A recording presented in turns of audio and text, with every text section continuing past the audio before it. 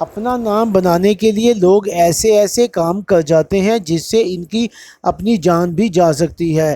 چین کے رہنے والے روون لیا نے گینیز ورلڈ ریکارڈ بنانے کے لیے شہد کی مکھیوں کو 100 سے زائد باکس میں جمع کیا۔ ان کی پرورش کی بعد میں گینیز ورلڈ ایوارڈ حاصل کرنے کے لیے ایک تقریب میں شرکت کی، جہاں اس نے 140 پاؤنڈ کی وزنی شہد کی مکھیوں کی بالٹیاں اپنے اوپر انڈیل لیں اور خود کو مکھیوں میں ڈھانپ لیا۔ جب وہ دیکھتا کہ باکس میں مکھیاں مزید باقی ہیں تو وہ گردن ہلا کر مکھیوں کو گرا دیتا۔ مکھیاں دوبارہ اس کے اوپر سوار ہو جاتیں۔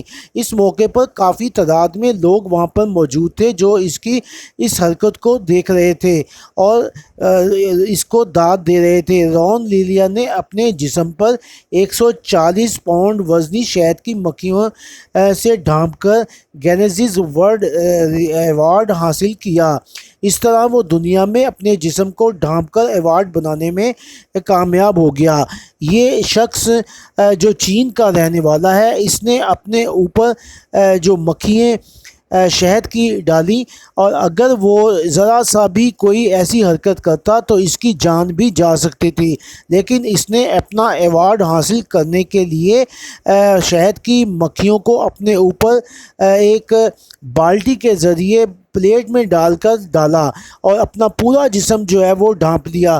ایوارڈ میں شامل لوگ اس کی اس چیز کو دیکھ کر حیران رہ گئے۔